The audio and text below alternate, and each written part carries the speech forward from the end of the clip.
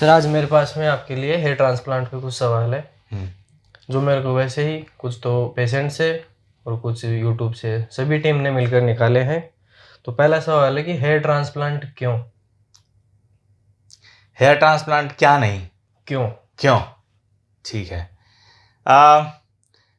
Hair transplant करने की कोई आवश्यकता नहीं होती क्योंकि यह इमरजेंसी सर्जरी नहीं है। ये किसी भी तरह से किसी भी बीमारी को ठीक नहीं कर रही। बालों का झड़ना प्राकृतिक है। जिस व्यक्ति के बाल झड़ रहे हैं वो बीमार नहीं है। फिजिकली हम मेडिकल टर्म्स में देखें तो वो व्यक्ति बीमार नहीं है।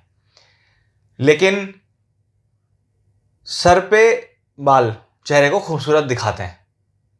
ऐसा क्यों होता है ये समझाना बहुत मुश्किल है। उसके लिए साइकोलॉजी और बहुत डेप्थ में जाके समझनी पड़ेगी। लेकिन अगर उसी व्यक्ति का चित्र मैं दिखाऊं किसी को बिना बालों के या बालों के साथ, तो अधिकांश लोग बालों के साथ वाले चेहरे को ज्यादा प्रेफर करेंगे। ये हर व्यक्ति समझता है कि चेहरा बालों के साथ ज्यादा सुंदर लगता है। वैसा क्यों होता है का एग्जैक्ट जवाब तो नहीं है हमारे पास। सुंदर दिखना एक भावनात्मक प्रतिक्रिया है। मैं हमेशा कहता हूं निर्जीव वस्तुओं को नहीं पता क्या सुंदर और क्या सुंदर नहीं है। आप फोटोग्राफ खींच के कंप्यूटर से पूछोगे कि सुंदर है कि नहीं, तो उसका कोई आंकड़ा नहीं है, कोई पैरामीटर नहीं है। हम सुंदरता को नाप नहीं सकते, महसूस कर सकते हैं। अगर अपने आप को आईने में देखकर किसी को लगता है कि उसे हेयर ट्रांसप्लांट करवाना चाहिए, उसके चेहरे पे बाल खूबसूरत लगेंगे, तो हेयर ट्रांसप्लांट कराना चाहिए।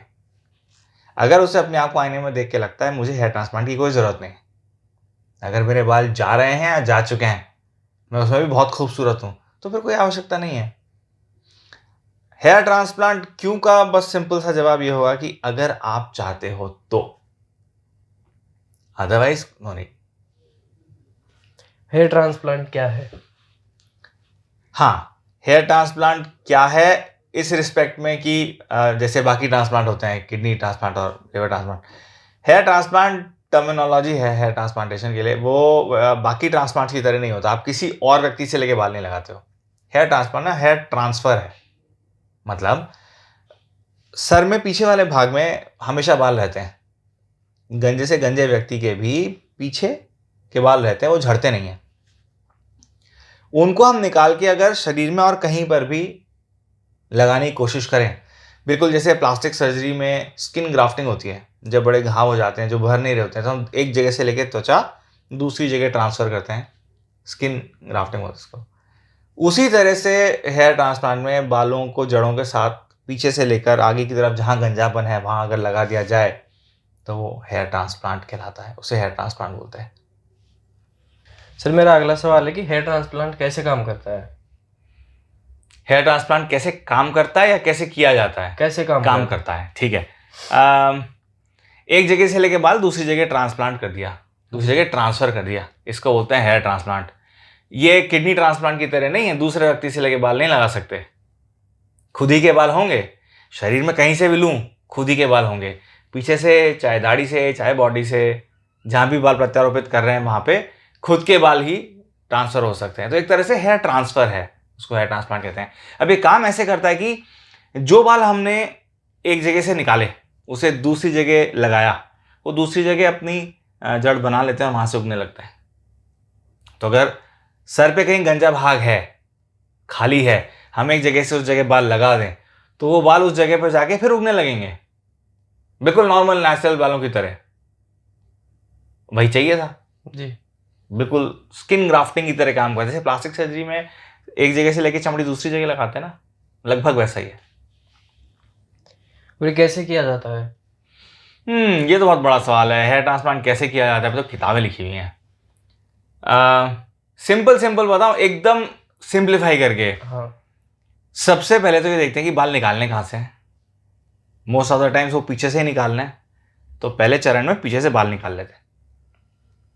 फिर देखते हैं लगाना कहाँ है, तो जहां लगाना है वहां पे छोटे छोटे छेद बना के बारीक बारीक सुई से, और जिन बालों को इकट्ठा किया, जो बाल निकाले हैं, उनको एक एक करके पिरो देते हैं। बाल एक एक करके नहीं उगते हैं, बाल गुच्छों में उगते हैं, तो वो फॉलिकुलर यूनिट कहलाती है। पूरा का पूरा गुच्छा उसमें पिरो देते हैं। बिल्कुल ऐसा ही होता है। अब मैंने बहुत सिंप्लीफाई करके बता दिया, वो इतना सिंपल है नहीं। बहुत सारी टेक्निकल चीजें हैं इसमें छोटी छोटी। ये कितने प्रकार के होते हैं बाल प्रत्यारोपण? देखो वैसे तो बाल प्रत्यारोपण वो एक ही प्रकार का होता है, बाल प्रत्यारोपण होता है, वो बाल प्रत्यारोपण कहते हैं उसको। हाँ। अब उसमें अलग अलग चरण है, एक निकालने का, छेद बनाने का, लगाने का, उसमें टेक्निकल मॉडिफिकेशंस हैं तो थोड़ी। जैसे बाल निकालने वाली व्यवस्था जो है उसमें हम एक पट्टी काट के भी बाल निकाल सकते हैं। तो एक कान के सिरे से दूसरे ऊपर तक पीछे में पूरी त्वचा की पट्टी पतली सी, जिसमें त्वचा, बाल, उसकी जड़ समेत, इसका बोलते हैं स्ट्रिप टेक्निक। ये हार्वेस्टिंग का टेक्निक हुआ। दूसरा हार्वेस्टिंग का टेक्निक है जब हम पंच मशीन की मदद से छोटे छोटे गोले काट के, जैसे बाल ऐसे उगता है, बाल के चारों तरफ एक हॉलो कोर मशीन से काटते हैं गोला और उसको बाल को पकड़ के जड़ों के साथ निकाल लेते हैं, तो उससे हम बाल इकट्ठा कर सकते हैं। इसको बोलते हैं FUE technique, follicular unit extraction. अब फॉलिकुलर यूनिट्स निकाल रहे हैं हम एक एक करके पंच मशीन से, या हम स्ट्रिप निकाल के माइक्रोस्कोप के नीचे डाल के उसमें से गुच्छे अलग अलग कर रहे हैं। अल्टीमेटली हमें गुच्छे चाहिए। अब इन गुच्छों को लगाना है। लगाने के भी 2-4 तरीके हैं और हर सर्जन की अपनी प्रेफरेंस है।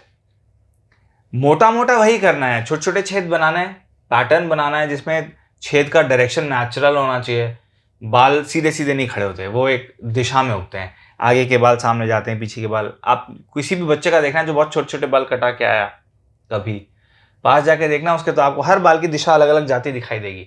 हम जब हेयर ट्रांसप्लांट करते हैं तो हमें जहाँ पे बाल लगा रहे हैं उसमें वहाँ की नेचुरल दिशा को मेंटेन करना रहता है। तो छोटी सी स्लिट मशीन से, नीडल से छेद बनाते हैं, पैटर्न पूरा तैयार करते हैं जहाँ बाल लगाना है, और फिर एक एक करके उन गुच्छों को उसमें पिरो देते हैं। अब उसके भी तरीके हैं। कुछ लोग पहले पूरा छेद बनाते हैं, पैटर्न पूरा तैयार करते हैं, उसके बाद बालों के गुच्छों को एक एक करके पिरोना शुरू करते हैं। कुछ लोग इम्प्लांटर पेन यूज़ करते हैं। इम्प्लांटर पेन छेद भी बनाता है और साथ ही साथ उसको धक्का भी देता है, जो फॉलिकुलर यूनिट होती हैं। एक पेन जैसा होता है जिसके पीछे पिस्टन लगा होता है, उसकी नीडल के बीच में हॉलो होता है, छेद होता है, उसके अंदर वो ग्राफ टिका के लगा देते हैं। अब हर सर्जिकल सेंटर का, हर देश में अपना एक अलग थोड़ा सा तरीका बना दिया है किस तरह करना है। कुछ लोग पहले छेद बना के भी इम्प्लांटर पेन से लगाते हैं।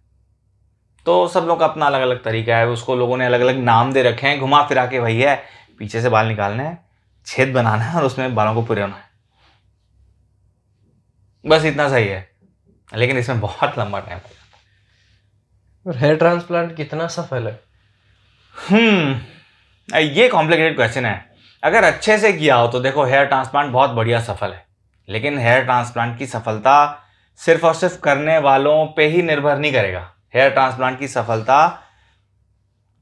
उस व्यक्ति विशेष पे भी निर्भर करेगा जो हेयर ट्रांसप्लांट करवा रहा है। अधिकांश लोगों में सफल है, लेकिन मैंने ऐसे भी केसेस देखे हैं जिसमें वही सर्जिकल टीम, वही डॉक्टर, वही मेहनत, लेकिन बहुत पुअर रिजल्ट है।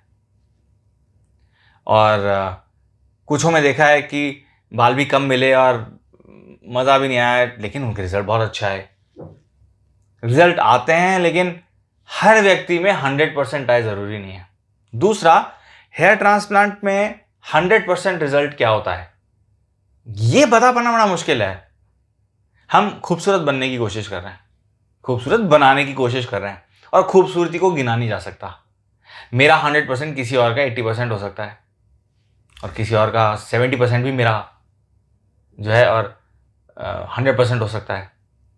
लोग क्या सोचते हैं, हर व्यक्ति क्या चाहता है इनिशियली हेयर ट्रांसप्लांट कराने से पहले, उससे वो आंकता है कि सफलता कितनी मिली। वास्तविकता के दायरे में रह के सोचेंगे तो रिजल्ट बहुत अच्छा आएगा, लेकिन क्या सब व्यक्तियों में बहुत अच्छा रिजल्ट आता है? तो सब व्यक्तियों में अच्छा रिजल्ट नहीं आता, मगर अधिकांश लोगों को बहुत बढ़िया रिजल्ट आता है। ये इस पर भी निर्भर करेगा कि करने वाले कितने एक्सपीरियंस हैं। अगर वो एक्सपीरियंस नहीं है तो पीछे से बाल निकालने से लेके लगाने तक ऐसे कई सारे स्टेप्स हैं जहां पे बालों की जड़ों को चोट पहुंच सकती है। अगर उनको प्रैक्टिस नहीं है तो बालों को नुकसान पहुंचा सकते हैं, जिस कारण से वो भविष्य में उगेंगे नहीं। ये तो वो चीज़ हो गई जिन्हें हम देख सकते हैं, जान सकते हैं, उन पैरामीटर्स को, वेरिएबल्स को कंट्रोल कर सकते हैं। कुछ होते हैं जो हमें मालूम है लेकिन हम कंट्रोल नहीं कर सकते। बाल ही पतले हैं बहुत ज़्यादा, डोनर एरिया में सप्लाई नहीं है, उस केस में मन माफिक रिजल्ट नहीं मिलता। और तीसरा वो वेरिएबल्स जिनका हमको अता पता ही नहीं है। हमने बाल इम्प्लांट तो कर दिया, लेकिन क्या वो वहां टिकेगा? अधिकांश लोगों के टिक जाता है, लेकिन फिर भी 100% सबके नहीं टिकता, किसी किसी के नहीं टिकता है, बहुत रेयर है, लेकिन होता है। और ये सुरक्षित कितना है? देखो, सेफ्टी तो 100% है। अब इस पे बहुत लोग क्वेश्चन उठाएंगे, क्योंकि अखबार में कुछ ना कुछ छपता रहता है सेफ्टी को लेकर के। अगर हेयर ट्रांसप्लांट सर्जरी को सर्जरी मान के किया जाए, प्रॉपर तरीके से, एकदम बढ़िया प्रिकॉशंस लेके, स्टेरिलिटी के प्रिकॉशंस लेके, और जैसा मेडिकल काउंसिल ऑफ इंडिया ने अभी सितंबर में पेपर जारी किया था, जिसमें उन्होंने कहा कि हेयर ट्रांसप्लांट एक ऐसी व्यवस्था में होना चाहिए जहाँ पे आईसीयू की व्यवस्था होनी चाहिए, बेहोश वाले डॉक्टर्स की व्यवस्था होनी चाहिए, पूरा लाइफ सेविंग इक्विपमेंट्स और ड्रग की व्यवस्था होनी चाहिए, मतलब मोटा मोटा एक हॉस्पिटल में होना चाहिए, तो वो सेफ है। अगर सर्जन सारे प्रिकॉशन लेके कर रहे हैं और हॉस्पिटल जैसे सेटअप में कर रहे हैं, या एक ऐसे सेटअप में कर रहे हैं जो कि सारी व्यवस्था आप बना के रखे हुए हैं, ये किसी हॉस्पिटल के बहुत क्लोज है, प्रैक्टिस्ड हैं, ट्रेंड सर्जन हैं या ट्रेंड डर्मेटोलॉजिस्ट हैं, जिनको अपनी पढ़ाई में इस चीज़ की ट्रेनिंग मिलती है, कैसे पेशेंट हैंडल करते हैं, तो वो बिल्कुल सेफ है। समस्याएं कहाँ होती हैं? जहाँ पे अनट्रेंड लोग यूट्यूब से देख करके सीख जाते हैं और फिर सोचते हैं अब हम कर लेंगे। देखो, हेयर ट्रांसप्लांट करना आसान है, अच्छा रिजल्ट देना थोड़ा मुश्किल है, और पेशेंट की सेफ्टी मेंटेन करना, वो जब सब में दिक्कत नहीं होती, लेकिन किसी किसी में दिक्कत होती है, तो उस दिक्कत को इमीडिएटली टैकल करना वो एक डॉक्टर को ही आता है। इसीलिए तो मेडिकल की पढ़ाई होती है। वैसे तो यूट्यूब देख के कोई भी मेडिकल की पढ़ाई कर लेगा, किताबें तो वही मार्केट में मिलती है ना। जब मैं पढ़ रहा था, जब मैं मेडिकल की पढ़ाई कर रहा था, तो मैं डॉक्टर थोड़ी था, मैं भी तो स्टूडेंट से ही मेडिकल कॉलेज में गया, मैंने कुछ किताबें पढ़ी और उन किताबों को पढ़ के मैं डॉक्टर बन गया। तो मतलब क्या कोई भी व्यक्ति उन किताबों को पढ़ के डॉक्टर बन जाएगा, या कोई भी व्यक्ति उन किताबों को देख करके और यूट्यूब पे वीडियोस को देख के वो पर्टिकुलर सर्जरी कर लेगा? नहीं।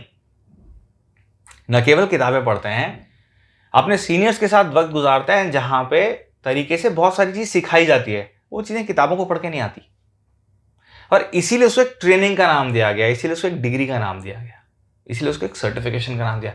अगर सर्टिफाइड प्रोफेशनल है, जिसको क्रमबद्ध तरीके से हर चीज सिखाई जाती है, अच्छा हो रहा है तो वो भी बहुत बढ़िया है, और अगर कुछ गड़बड़ हो रही है तो उसे कैसे मैनेज करना है उसकी भी उसको शिक्षा दी जाती है, तो फिर मुझे नहीं लगता कि कोई भी गड़बड़ होती है या होनी चाहिए। सेफ्टी वाइज हेयर ट्रांसप्लांट, त्वचा की सर्जरी मोटा मोटा 100% सेफ कहूंगा। सर, मेरा अगला सवाल है कि हेयर ट्रांसप्लांट में जो बाल लगाए जाते हैं वो कितने टाइम तक स्थायी रहते हैं? अच्छा सवाल है। आइडियली हेयर ट्रांसप्लांट के बाल जिंदगी भर चलने चाहिए। अगर परमानेंट जोन से बाल निकाले हैं, ये पीछे, अब मैंने बताया नहीं पहले आपको परमानेंट जोन क्या होता है जी। हर व्यक्ति में ये पीछे के बाल नहीं जाते, 3 से 4 उंगली का गैप है, आप यहाँ पे हाथ रख के देखो तो एक ये परमानेंट जोन है, एक कान से दूसरे कान तक पूरा।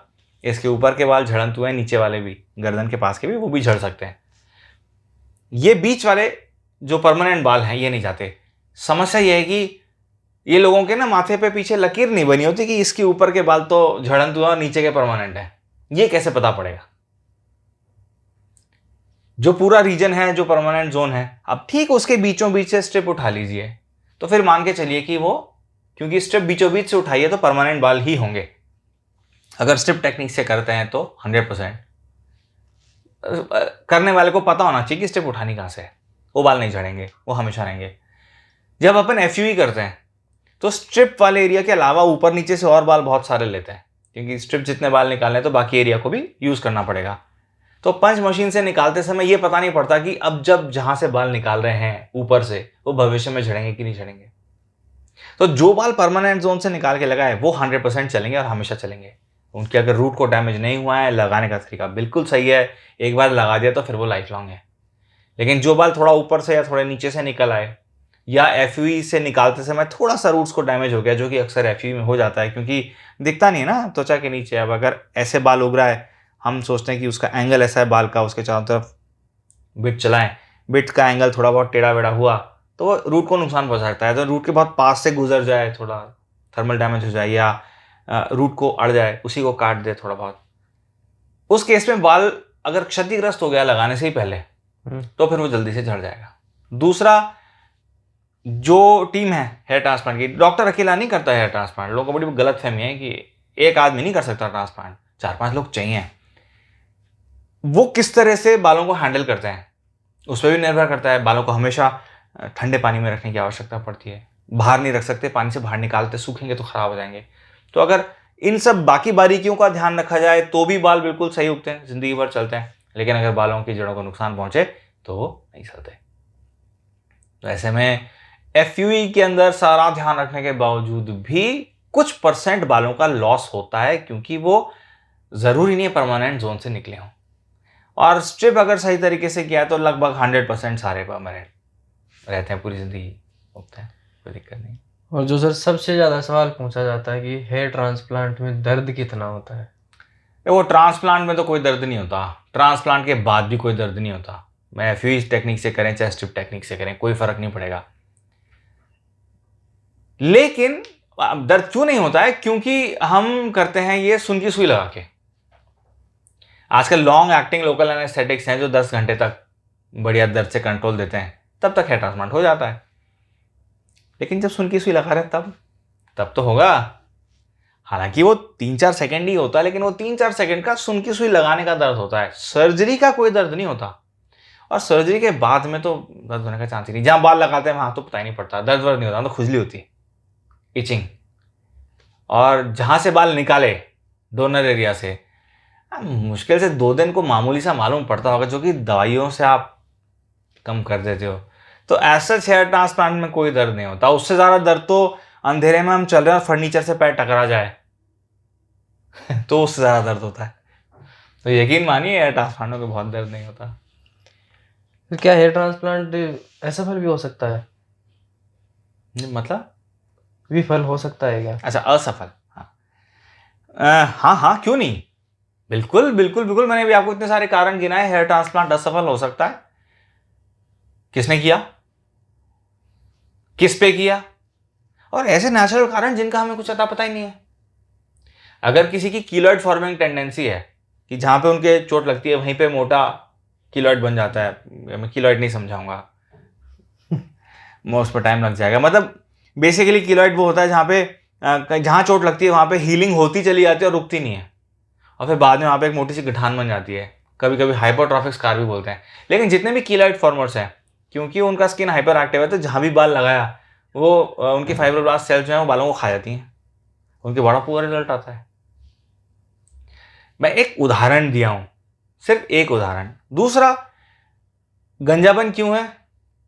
अगर जेनेटिक हेयर लॉस के कारण गंजापन है और आप उसमें बाल लगा रहे हो तो बाल उगेंगे। लेकिन अगर किसी ने एलोपेशिया एरियाटा के केस में हेयर ट्रांसप्लांट करने की कोशिश की, कई बार क्या होता है, एक ऑटोइम्यून डिसऑर्डर है एलोपेशिया एरियाटा, जहाँ पे बाल झड़ने लगते हैं गोले में से, गोले गोले बन जाते हैं। बाकी सब बाल आ रहे हैं, गोला बन गया जहाँ बाल नहीं है, जैसे दाढ़ी में गोला बन गया जहाँ बाल नहीं है। वो त्वचा, हमारा शरीर खुद एंटीबॉडीज बना रहा है बालों की जड़ों के अगेंस्ट, और वो बाल वहाँ से चले जा रहे हैं। वहाँ हेयर ट्रांसप्लांट कर दिया तो नहीं टिकेगा एक भी बाल, वो सारे बाल उड़ जाएंगे।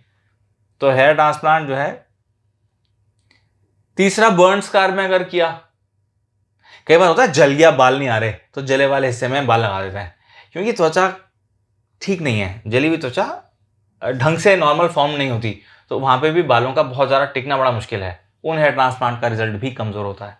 लेकिन अगर अपन नॉर्मल हेयर ट्रांसप्लांट की बात करें, एक साधारण आदमी जिसको जेनेटिक हेयर लॉस है, मेल पैटर्न बॉल्डनेस है या फीमेल पैटर्न बॉल्डनेस है किसी महिला को, उसमें अपन हेयर ट्रांसप्लांट कर रहे हैं, तो उन केसेस में भी फेलियर हो सकता है।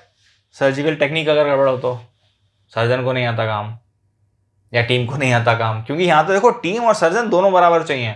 ऐसा नहीं है कि सर्जन तो बहुत अच्छे हैं, उन्हें सारा काम आता है और वो बहुत बढ़िया रिजल्ट दे सकते हैं, लेकिन अगर उनकी टीम नाकामयाब है तो कुछ नहीं होने वाला। इसीलिए मैं सबको समझाता हूँ कि हेयर ट्रांसप्लांट कराओ तो ये देख के कराओ कि जो सर्जन है उसके अलावा टीम में कौन लोग हैं और वो कब से सर्जन के साथ मिलकर काम कर रहे हैं, उनका ट्रैक रिकॉर्ड क्या है। तो हेयर ट्रांसप्लांट का असफल होना बहुत कॉमन है, बहुत कॉमन प्रॉब्लम है असफलता। लेकिन आपने जो यहां बोली और जिसका जवाब अब तक मैं देता आया हूं वो ये है टेक्निकल फेलियर। समझे? टेक्निकल फेलियर मतलब हमने बाल लगाने की कोशिश की लेकिन बाल नहीं उगे, फेलियर मानोगे? हमने बाल लगाने की कोशिश की, सारे बाल उग गए, लेकिन जिसके बाल उगे वो खुश नहीं है, अब उसको क्या बोलोगे आप? वो सक्सेस है कि फेलियर है? उदाहरण के तौर पे बाल तो लगा दिए टीम ने, लेकिन वो बैम्बू के खेत की तरह सीधे सीधे खड़े हैं, नेचुरल नहीं लग रहे, ऐसे सामने एकदम। पेशेंट तो खुश नहीं है। आप कहोगे साहब 3,000 बाल लगाए थे, वो 3,000 बाल हो गए, 7,000 बाल लगाए थे, वो 7,000 बाल हो गए, मगर मेरे पॉइंट ऑफ व्यू से तो फेलियर ही है। तो इसको फेलियर में गिनेंगे कि नहीं गिनेंगे? फेलियर ही है। फेलियर ही। और तीसरा बहुत इंपॉर्टेंट चीज, पेशेंट के मन में क्या था? आपने अपनी तरफ से बहुत बढ़िया सर्जरी की, आपके हिसाब से रिजल्ट भी बढ़िया आया, 100% परफेक्ट जैसे 16 साल की उम्र में थे वैसा तो नहीं होता, सबको पता है। जो ऐसी अपने मन में इच्छा रखता है उसको I am really very sorry, लेकिन ऐसा हो नहीं सकता। आपके जैसे पहले बाल थे वैसे बाल आ नहीं सकते, बायोलॉजिकल लिमिटेशंस है, पीछे में इतनी सप्लाई नहीं होती। अगर वो खुश नहीं है तो भी आप उसको फेलियर की श्रेणी में रखोगे। तो जब ये सवाल आपने मुझसे पूछा कि क्या हेयर ट्रांसप्लांट असफल हो सकता है, तो देखने वाले पर निर्भर करता है और करने वाले पर निर्भर करता है, बहुत सारे कारण हैं। और कौन सा हेयर ट्रांसप्लांट सबसे अच्छा होता है? अरे सारे हेयर ट्रांसप्लांट अच्छे होते हैं। स्ट्रिप टेक्निक भी बहुत बढ़िया है और एफयूई टेक्निक भी बहुत बढ़िया है। जितने भी बाल निकले, अगर वो सही तरीके से निकले हैं और लगाने वाली टीम को पता है क्या कर रहे हैं, वो कैसे लगाते हैं, वो उसको ढंग से सुंदरता से लगा देते हैं तरीके से एकदम, तो बहुत शानदार रिजल्ट आता है। बाकी स्ट्रिप और एफयूई में अगर हम देखें कि बेहतर तो नहीं बोलूंगा, फिर देखो मैं इसको बेहतर और बुरे की श्रेणी में नहीं रखूंगा। जो ये जो कंपैरिजन है उसमें एक अच्छा एक बुरा नहीं है, दोनों बढ़िया है, दोनों के अपने नफा नुकसान है। जैसे स्ट्रिप का नुकसान है, पीछे लंबी लाइन निशान बनती है, हालांकि आजकल ट्राइकोफाइटिक क्लोजर से क्लोज करते हैं, वो निशान में से भी बाल निकलते हैं। वो इस तरह से है कि अगर सर्जरी के बाद उसमें हाथ डाल के ऐसे हाथ हिलाएंगे तो नहीं पता पड़ेगा, अगर पूरा सर साफ कर देंगे, सारे बाल हटा देंगे तो वो लाइन दिखेगी। ये स्ट्रिप टेक्निक का नुकसान है। दूसरा स्ट्रिप टेक्निक का नुकसान है कि टीम बहुत बड़ी चाहिए, क्योंकि आपको पहले स्ट्रिप निकालनी है तो उसके लिए प्लास्टिक सर्जन चाहिए, फिर उसको क्लोज करेगा, फिर एक बंदा वीडियो माइक्रोस्कोप के नीचे उन बालों के गुच्छों को अलग अलग करेगा, फिर टीम उनको काट के गुच्छों में कन्वर्ट करेगी, तो काफ़ी हैंडलिंग होती है। ये टेक्निकली डिफिकल्ट हो गया स्ट्रिप टेक्निक, हालांकि रिजल्ट बहुत अच्छे देता है और इस चीज़ की 100% श्योरिटी रहती है कि जो भी बाल निकले भाई वो परमानेंट जोन से निकले, वो तो कभी नहीं गिरने वाले। एफयूई, उसकी जगह अगर अपन एफयूई की बात करें तो एफयूई में बालों को पंच मशीन से निकाल रहे हैं, टाँका लगाने की जरूरत नहीं है। एडवांटेज ये है कि वो लंबी लाइन नहीं बन रही, टाँका नहीं बनना, बाद में टाँका खुलवाना नहीं है। लेकिन हाँ, अगर शेव कर दिया तो एफयू के भी छोटे छोटे दाने दिखाई देते हैं, अदरवाइज बालों में हाथ डाल के नहीं दिखते, तो दोनों के स्कार नहीं दिखते। दर्द दोनों में ही नहीं होता क्योंकि आपने सुन की सुई लगा के कर दिया। जो मेन डिफरेंस है वो ये है कि स्ट्रिप मल्टीपल टाइम्स हो सकती है, कई बार, एक बार, 2 बार, 3 बार, 4 बार, 5 बार। एफयू एक बार हो सकता है, और ऐसा इसीलिए क्योंकि जहां स्ट्रिप में हम त्वचा, बाल और जड़ तीनों निकाल रहे हैं, एफयू में हम सिर्फ बाल और जड़ निकाल रहे हैं, त्वचा छोड़ देते हैं। अब जैसे पीछे किसी का सर इतना बड़ा है, ये इतना बड़ा हो गया पीछे से, मैंने स्ट्रिप निकाल के सिल दिया तो थोड़ा छोटा हो जाएगा, आधा सेंटीमीटर छोटा हो जाएगा। आप किसी को देख के बता सकते हो पीछे से उसका आधा सेंटीमीटर त्वचा जो है सिकुड़ गई है? नहीं, पता ही नहीं पड़ेगा। लेकिन आपके पास बाल भी आ जाएंगे खूब सारे, और बाकी सारी जो टेरिटरी है भाई, परमानेंट जोन अगर इतना चौड़ा और हमने उसमें से छोटी सी पट्टी निकाली तो बाकी तो बच गया, वो अगली बार काम में ले सकते हैं। एफयू में ऐसा नहीं होता है। एफयू में क्या, आपने एक बाल निकाला तो आपको 2 बाल पीछे छोड़ने पड़ेंगे, एक गुच्छा निकाला, एक गुच्छा छोड़ा, एक गुच्छा निकाला, एक गुच्छा छोड़ा, या 2 गुच्छे छोड़े। एक साथ सारे बाल नहीं निकाल सकते, पीछे गंजा हो जाएगा, क्योंकि देखो भाई आप त्वचा नहीं निकाल रहे हो, आप सिर्फ बाल निकाल रहे हो, आप त्वचा पीछे छोड़ रहे हो। तो उस केस में जो हील्ड है वो कम होती है और एरिया जिसमें से हमको एफयू खींचना पड़ता है वो काफ़ी बड़ा हो जाता है। तो मोटा मोटा एक स्ट्रिप टेक्निक के बराबर बाल निकालने के लिए एफयू में करीब पूरा डोनर एरिया काम में आ जाता है। तो एफयू अच्छा है, डोनर से बहुत सारे बाल निकल आते हैं, लेकिन फिर उसके साथ में उसकी टेक्निकल लिमिटेशंस हैं, कुछ डैमेज भी होते हैं क्योंकि हमें त्वचा के नीचे दिख नहीं रहा, तो बिट का एंगल टेढ़ा होने से कट सकते हैं। उस लॉस को कंपनसेट करने के लिए भी और बाल निकालने पड़ते हैं। अगर भविष्य में और हेयर ट्रांसप्लांट की जरूरत पड़ी तो स्ट्रिप के अलावा और कोई दूसरा चारा नहीं बचता, भले ही एफयू ही किया हो। कितनी बार किया जा सकता है हेयर ट्रांसप्लांट? अब अगर स्ट्रिप की बात करें तो 4 से 5 बार, 3 तो कम से कम सबके हो ही जाता है, और एफयू की बात करें तो 1 बार। एफयू बस 1 ही बार हो सकती है। अब करने वाले ने पूरी एफयू मतलब पूरे डोनर एरिया से बाल निकाले हो, मैं तब कह रहा हूँ। वो आजकल जो चलता है कि आप 2000 करवा लीजिए और 1000 करवा लीजिए, मैं उसकी बात नहीं कर रहा। मेरा मानना है कि अगर ट्रांसप्लांट करो तो पूरा करो। ये 2000 3000 अंकों में खूबसूरती को नहीं गिना जा सकता, ठीक है। तो अगर पूरा एफयू ही किया है तो वो एक ही एफयू होने वाला है, दूसरा एफयू नहीं होने वाला। दोबारा भविष्य में बालों की जरूरत पड़ी तो उसी डोनर एरिया से स्ट्रिप करके निकालना पड़ेगा, फिर उसकी ईल्ड में भी दिक्कत आती है। तो ये बहुत लंबा टॉपिक है, बहुत सारा डिस्कशन हो जाएगा। और लगाए हुए बाल नेचुरल लगते हैं या फिर अलग से दिखते हैं वो? नहीं, लगाए हुए बाल नेचुरल लगते हैं। फिर यहाँ भी वही बात आ जाएगी जो पहले बताई थी, लगाने वाले व्यक्ति पर निर्भर करता है। देखो, अगर नेचुरल एंगल में लगाया है तो जो बाल पीछे से निकाल के आगे लगा रहे हैं वो बिल्कुल वैसे ही उगेगा जैसे पीछे उग रहा था। दिशा आप निर्धारित कर रहे हो, मतलब लगाने वाला निर्धारित कर रहा है। अगर वो सही दिशा में लगा रहा है, शानदार उगता है, बिल्कुल नेचुरल लगता है, पता ही नहीं पड़ता।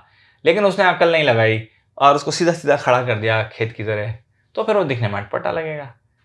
बाकी बालों का उगना बिल्कुल नेचुरल होता है, वो नेचुरल उगते हैं, लंबे भी होते हैं, उन्हें काटना रहता है, बढ़ते जाते हैं।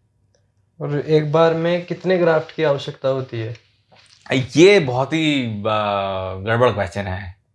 मैं बताऊं, मैक्सिमम ग्राफ्ट की आवश्यकता होती है, इसकी कोई गिनती नहीं है। क्योंकि जो व्यक्ति पूरी तरह से गंजा है, उसके आगे से लेकर पीछे तक बाल नहीं है, ऐसे व्यक्ति में करीब 60,000 बाल थे जब वो छोटा था। तो आप यूं मानो मोटा मोटा कि एक व्यक्ति के सर पे करीब लाख बाल होते हैं जी।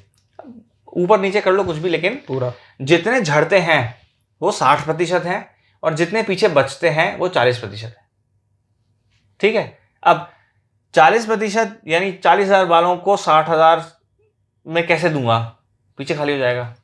तो अंक गणित में हम हेयर ट्रांसप्लांट के माध्यम से पूरा सर पहले की तरह नहीं भर सकते, ठीक है। लेकिन ऐसा भी नहीं है कि कुछ भी फायदा नहीं होने वाला, क्योंकि जो ओरिजिनली बाल थे वो इतने ज़्यादा थे कि अगर आधे भी चले जाएं तो नहीं पता पड़ता, तो भी 30,000 बाल चाहिए। मैं एक बहुत ही जनरल कैलकुलेशन बता रहा हूँ, इसको बिल्कुल हार्ड एंड फास्ट ऐसा ही होता है कि कोई 1 लाख बाल के साथ ही पैदा हुआ मत लेके चलना, एक अप्रॉक्सीमेशन दे रहा हूँ। लेकिन फिर भी पीछे इतने बाल नहीं है। मल्टीपल सर्जरीज के बाद में, मल्टीपल स्टेप सर्जरीज के बाद में, जिसमें कि मैक्सिमम बाल निकलते हैं, भी एक व्यक्ति में ज़्यादा से ज़्यादा 12 से 15,000 बाल निकल पाते हैं। 2-4 हज़ार ऊपर नीचे कर लो आप। अब वो 15-20 हज़ार जो बाल निकलेंगे टोटल मल्टीपल सेशन के बाद, एक नहीं कई सारी, को इस 60,000 की जगह रिप्लेस करना है। कैसे? दूर दूर हो जाएंगे काफी। हाँ, जहां पे जरूरत है वहां पे अच्छे से, और जहां कम जरूरत है वहां पे कम अच्छे से। ये जहाँ से बाल गए हैं वहां पर अच्छे से लगा के फिर जो पीछे बाल बचते हैं उनको धीरे धीरे कम, क्योंकि भाई जब आप किसी को भी देखते हो, सामने से देखते हो, तो चेहरा सामने से नजर आता है। हेयर लाइन और सामने वाला हिस्सा बहुत इंपॉर्टेंट है, उसमें थोड़ा ठीक डेंसिटी बना देते हैं, उसके पीछे पीछे डेंसिटी कम करते जाते हैं। इस एरिया में तो डेंसिटी बहुत ही कम की जरूरत पड़ती है, फिर ये पीछे क्राउन रीजन को थोड़ा डेंसिटी की जरूरत पड़ती है। मगर पहली प्रेफरेंस ये होती है कि आगे का करें, उसके बाद में पीछे का। सर मेरा अगला सवाल है आपसे कि हेयर ट्रांसप्लांट करवाने की सही उम्र क्या होती है? हेयर ट्रांसप्लांट कराने की सही उम्र तब होती है जब इतना हेयर लॉस हो कि अब हेयर ट्रांसप्लांट की आवश्यकता है। वो जरा से हेयर लॉस में ट्रांसप्लांट नहीं करवाना चाहिए, क्योंकि जब हम ट्रांसप्लांट करते हैं, सपोज थोड़े से बाल निकालेंगे तो कुछ बालों को तो पीछे नुकसान पहुंचेगा ही पहुंचेगा, और पीछे कुबेर का खजाना नहीं है, लिमिटेड बाल हैं। जिसके आज बाल झड़ना शुरू हुए हैं उसके बाल कब तक झड़ेंगे पता नहीं। हेयर ट्रांसप्लांट झड़े हुए बाल को, या ऐसे बोलूं मैं, हेयर ट्रांसप्लांट बाल झड़ने का समाधान नहीं है। बाल झड़ चुके हैं, गंजा हो चुका है, उस गंजेपन को भरने का समाधान है, ठीक है। तो जो बाल हैं झड़ रहे हैं वो तो नेचुरल प्रक्रिया से भविष्य में भी झड़ेंगे, तो भविष्य में और हेयर ट्रांसप्लांट की जरूरत पड़ सकती है। अगर हम पीछे में बाल वेस्ट करें तो उचित नहीं है। तो ऐसा नहीं है कि हेयर ट्रांसप्लांट 20-21 साल में हो नहीं सकता, हो सकता है, बहुत जल्दी भी हो सकता है अगर आवश्यकता है तो। अगर ग्रेड 1 ग्रेड 2 हेयर लॉस है तो भी तब तक वेट कर लेना चाहिए जब तक कि एक हेयर ट्रांसप्लांट लायक सफिशिएंट एरिया रह जाए। ये खुद से पता करना बहुत मुश्किल है। अपने प्लास्टिक सर्जन से मिलो, उनको दिखाओ, उनसे पूछो, उसके बाद ट्रांसप्लांट का डिसीजन लो। और सर कईयों के पतले बाल होते हैं हम्म कि पीछे भी पतले ही हैं, आगे भी पतले ही हैं पूरे, तो हम्म। पतले बाल ट्रांसफर किए जा सकते हैं? हाँ, बाल कैसे भी हो ट्रांसफर किए जा सकते हैं। वो पतले होंगे तो वो जहां जाएंगे वहां जाके पतले उगेंगे। बालों का कैरेक्टर नहीं चेंज होने वाला, जैसे निकाले वैसे उगेंगे। मगर उन्हें प्रत्यारोपित किया जा सकता है, तो मैच करेंगे ना, क्या दिक्कत है? अगर पीछे में पतले और आगे में पतले तो मैच कर जाएंगे, गंजे से तो बेटर ही है। और सर मेरा अगला सवाल है कि बहुत से पेशेंट मेरे को पूछते हैं कि हेयर ट्रांसप्लांट कराने से सिर के अंदर कुछ नुकसान हो जाएगा? सर के अंदर कुछ नहीं होगा, त्वचा की सर्जरी है। ब्रेन तो बहुत नीचे रह गया, बीच में इतनी हड्डी है।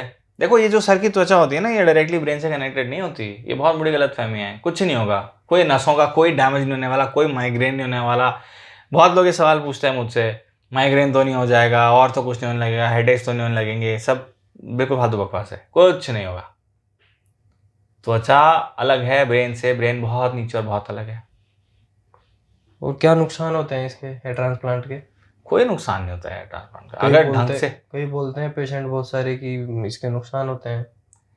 अब देखो, इंटरनेट पे तो कुछ भी छाप देते हैं। वो तो कभी बोलेंगे कॉफ़ी के नुकसान है, कभी बोलेंगे कॉफ़ी के फ़ायदे हैं, कभी बोलेंगे चाय के नुकसान है, कभी बोले चाय के फ़ायदे हैं। आप किसी भी सर्जिकल प्रक्रिया का नुकसान बताते हो कि आपने ये सर्जिकल प्रक्रिया करवाई, तो ये उसका दुष्प्रभाव पड़ेगा ही पड़ेगा।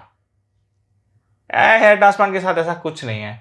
अगर आपने बाल निकलवा के दूसरी जगह बाल लगवा दिए तो वो उगेंगे, बस इतना सा है। और एक सर हेयर ट्रांसप्लांट पैच भी होता है, तो कई अच्छा, पेशेंट पूछते हैं कि हेयर ट्रांसप्लांट पैच लगवाते हैं वो ठीक रहता है जो ट्रांसप्लांट करवाते हैं वो? क्या चाहते हो? अब ये सवाल आता है, क्या चाहते हो? हेयर पैच या विग बहुत सुंदर दिखाई देते हैं, यकीन मानो हेयर ट्रांसप्लांट उनकी बराबरी नहीं कर सकता। लेकिन वो आपके ओरिजिनल बाल नहीं है, वो उतरेगा, हटाना पड़ेगा, उसकी अलग से केयर चाहिए। और जब आप उसको हटा के अपने आप को आईने में देखोगे तो फिर से गंजे हो। हेयर ट्रांसप्लांट में आपके खुद के नेचुरल बालों को हमेशा के लिए दूसरी जगह प्रत्यारोपित कर दिया जाता है। वो हेयर पैच जितना शानदार दिखने में नहीं लगेगा, कभी लग ही नहीं सकता, क्योंकि हेयर पैच तो कृत्रिम है। लेकिन हेयर ट्रांसप्लांट प्राकृतिक और हमेशा रहेगा। ज़रा सोचने की ज़रूरत नहीं, एक बार हो गया मस्त, उसके बाद। और हेयर ट्रांसप्लांट करवाते हैं उसका निशान स्थायी होता है क्या? हाँ, जो सर्जिकल स्कार बनेंगे वो रहेंगे। शुरू में थोड़े से ज़्यादा पता पड़ते हैं, वक्त के साथ बहुत महीन हो जाते हैं, पता ही नहीं पड़ते। मगर हाँ, स्कार तो रहेंगे। देखो, हमारे शरीर में कहीं भी कोई भी चीरा लगेगा, निशान बनेगा, एक मुहासा भी बनता है, तो निशान बन के ठीक होता है। तो निशान तो बनते रहते हैं, वक्त के साथ और बेहतर हो जाते हैं। लेकिन हेयर ट्रांसप्लांट निशान छोड़ता है। जहाँ लगाए बाल वहाँ निशान नहीं बनते, क्योंकि उन निशानों में से तो बाल उग रहे हैं, तो उनका तो पता ही नहीं पड़ता। लेकिन जहाँ से निकाले, मैं उन निशानों की बात कर रहा हूँ, तो वो निशान जो है रहते हैं, रह सकते हैं। और किसी व्यक्ति में दूसरे व्यक्ति के हेयर ट्रांसप्लांट नहीं कर सकते? नहीं, दूसरे व्यक्ति के बाल नहीं लगा सकते, वो टिकेंगे ही नहीं, वो 7-8 दिन में ख़त्म हो जाएंगे। और जो बाल पहले से हैं उनके बीच में बाल प्रत्यारोपण किया जा सकता है? हाँ, किया जा सकता है, टाइम लगता है, धीरे धीरे करना पड़ता है बाल छोटे करके, मगर किया जा सकता है। तभी तो मैं कहता हूँ मल्टीपल हेयर ट्रांसप्लांट्स होते हैं। मल्टीपल हेयर ट्रांसप्लांट्स का और क्या मतलब हुआ? आपने पहले जितना बाल पीछे से सेफली निकाल सकते हो उतने बाल सेफली निकाले, उन बालों को प्रत्यारोपित कर दिया। 15 महीने बाद आपने देखा रिजल्ट कैसा है। अगर रिजल्ट कमजोर लगता है तो आप पीछे से और बाल निकाल के उनके बीच में पिरो सकते हो, क्योंकि एक single hair transplant 100% natural density नहीं देने वाला। होता क्या है, भगवान ने जो डेंसिटी बना के भेजा, अगर हम ट्रांसप्लांट में वही डेंसिटी लाने की कोशिश करेंगे तो हमें छेद इतना पास बनाने पड़ेंगे कि त्वचा डैमेज हो जाएगी, जी। या यूं बोलो त्वचा डैमेज होने की संभावना हो जाएगी। जरूरी नहीं हो, लेकिन हो भी सकती है, क्योंकि त्वचा की ब्लड सप्लाई कहीं से तो आ रही है, उसको नुकसान होगा।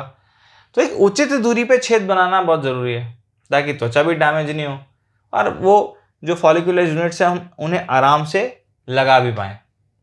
और दूसरा, पीछे इतने बाल एक बार में निकलते ही नहीं है कि बिल्कुल खचाखच भर दें।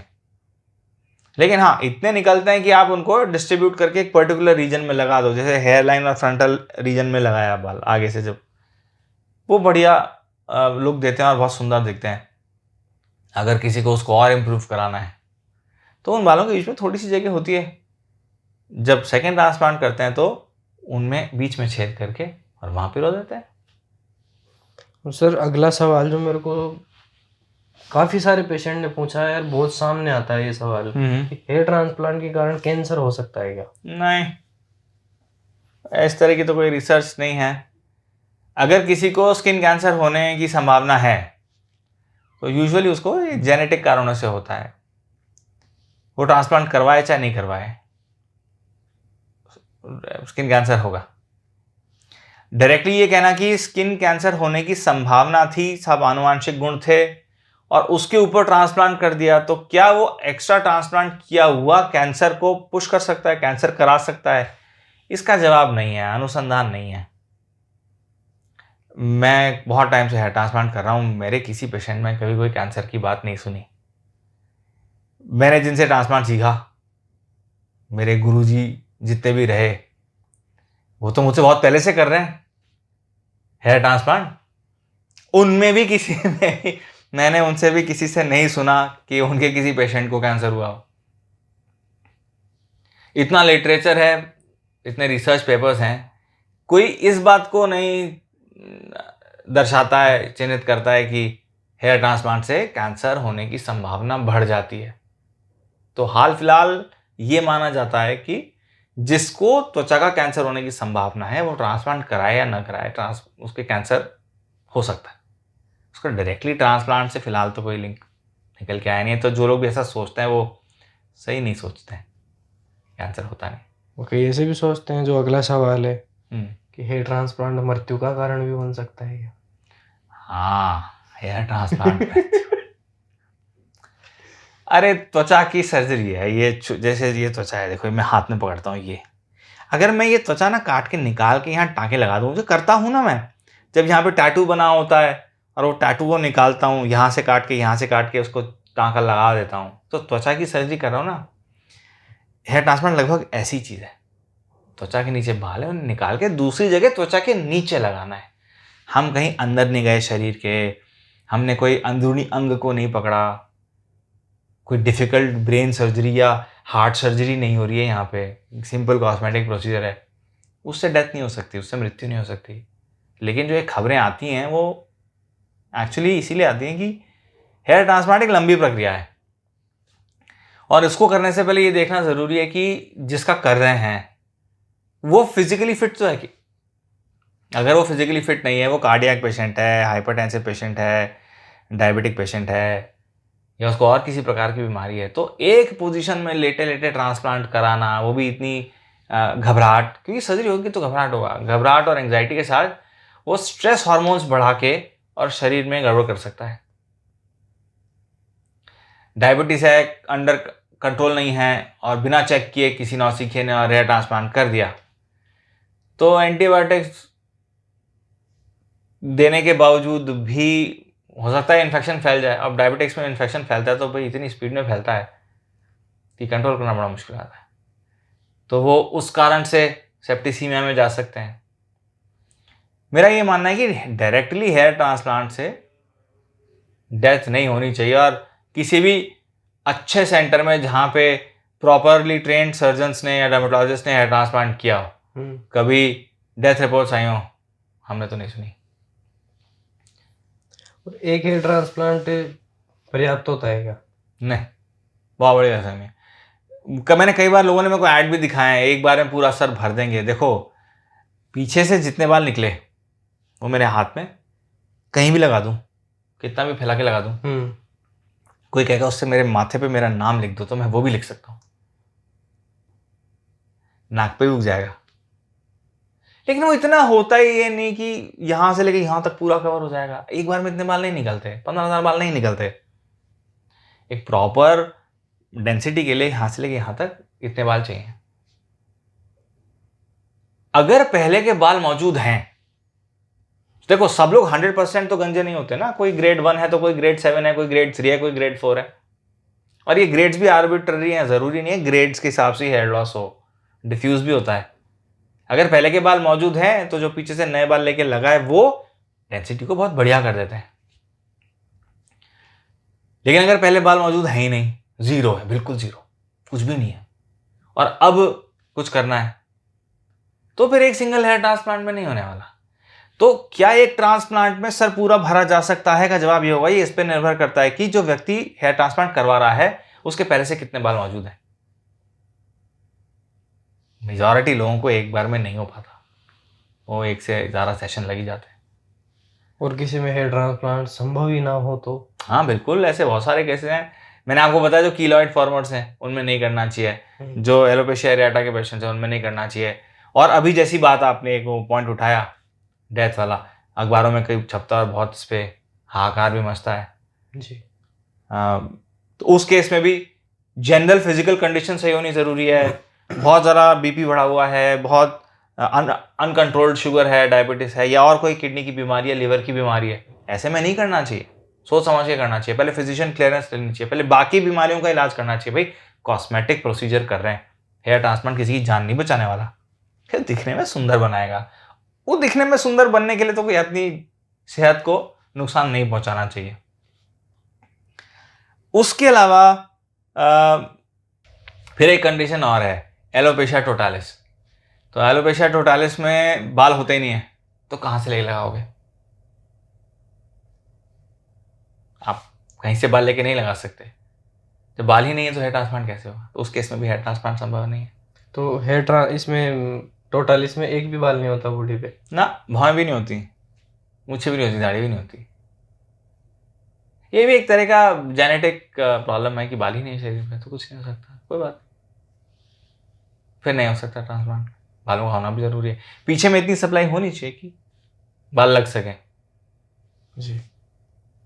तो सर आज के लिए इतना ही, मेरे पास में इतने सवाल थे। अब इस वीडियो में जो भी कमेंट में आएंगे वो कमेंट में कॉल आते हैं, अगले जो भी सवाल पूछे जाएंगे उनका एक नया वीडियो फिर से बनाएंगे। चलो जी, थैंक यू।